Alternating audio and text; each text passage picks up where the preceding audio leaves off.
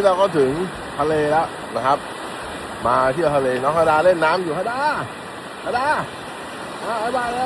วเล่นน้ำอยู่นะก็ถึงทะเลเจ้าหลาวนะฮะจันทบุรีนะครับผมมาประจำนะครับ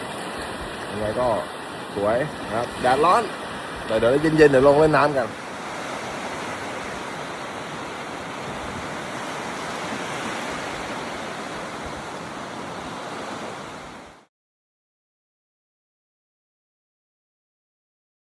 ไหน